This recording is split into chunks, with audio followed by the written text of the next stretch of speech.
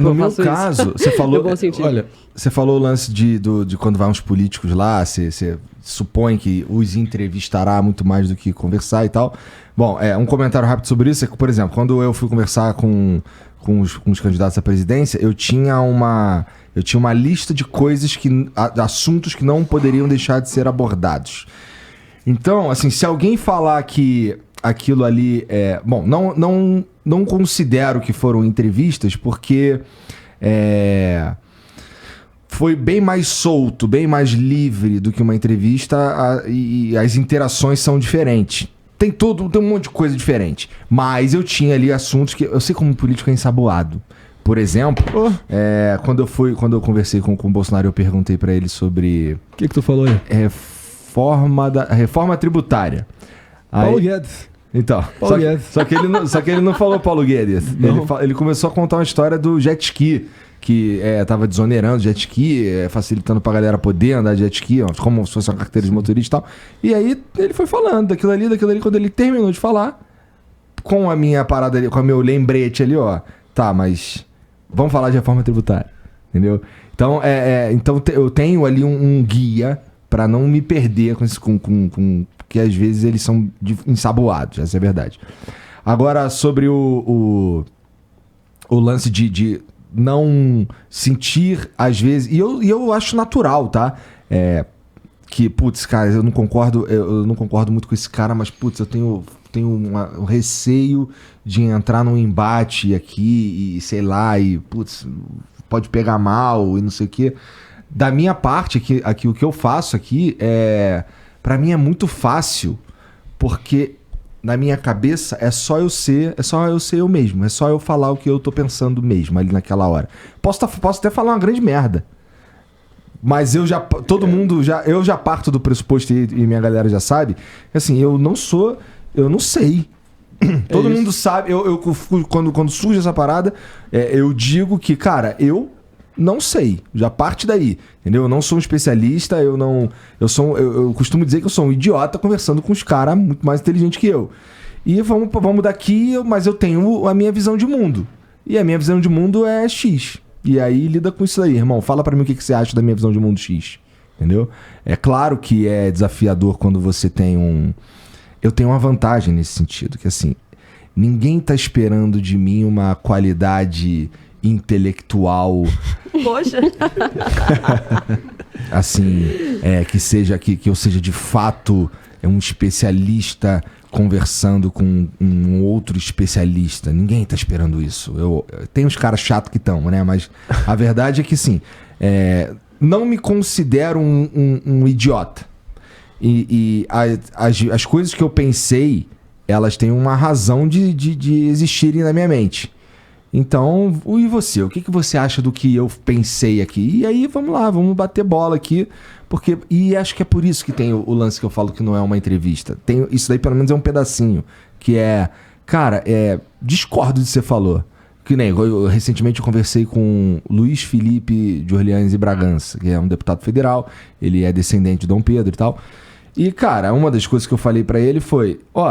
Eu não acho que a população brasileira tá olhando para a família real brasileira, ou a antiga família imperial brasileira, como se isso realmente significasse alguma coisa, sabe? Talvez só o povo petropolitano que tem que pagar o imposto real, né? Então. Aí, quando a gente abordou isso, ele falou, cara, mas eu sou de Vassouras, a família é diferente, a família é diferente. Lá tem uma... Eu nem sabia disso, mas parece que bizarro, tem né, uma dissidência ali, tem uma galera em Petrópolis, uma galera em Vassouras, não sei o que e tal. Mas aí eu disse pra ele que eu tava pensando que a sociedade brasileira não considera família real algo relevante politicamente falando, né? Ele considera? Olha, então, aí ele foi falando sobre a maneira que ele pensa, que ele acha que por exemplo, ele falou que os governos que vieram depois são todos ilegítimos. E aí ele vai falando, é um papo interessante de você entender como funciona a cabeça do cara. Essa é uma das principais coisas quando eu vou fazer os meus programas. Eu convido um cara... E o que eu quero de verdade é entender por que ele pensa o que ele pensa e como ele chegou àquela conclusão. E às vezes são os caras assim que pensam coisas completamente diferentes de mim, mas eu me interessa saber como ele chegou àquela conclusão e por que ele pensa aquilo, qual que é o caminho intelectual que ele fez, entendeu? Colocando o Flow e me colocando nesse lugar, eu acho que eu sou mais livre para dizer, para receber pessoas, para expor as minhas opiniões e para permitir que o cara fale o que ele quer falar, pô. Às vezes é um absurdo. Às vezes tu fica chocado. Às vezes não é... Assim, para as pessoas não é um absurdo, mas para mim é. Entendeu? Por exemplo, ouvir pessoas falando bem da PL, que a PL 2630 tem que passar, é um puta absurdo. Mas eu quero entender por que você acha que tem que passar. Entendeu? Para mim é fácil. Eu sempre fiz isso na minha vida, né?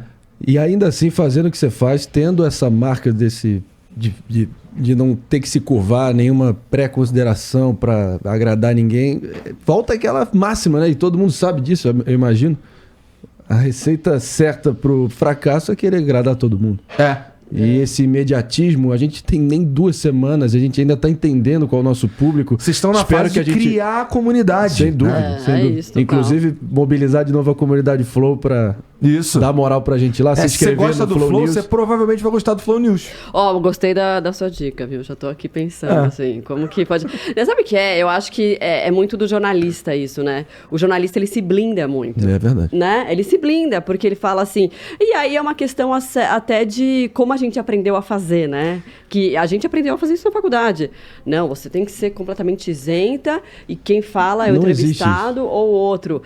Mas e aí você fica naquela posição assim, então eu não posso me expor, eu não posso dar opinião. Entendeu? Então, assim... Eu entendo o que você está falando, porque, por exemplo, politicamente, vamos lá, uma pessoa que assiste o Jornal Nacional, ela não faz ideia do que o Bonner pensa.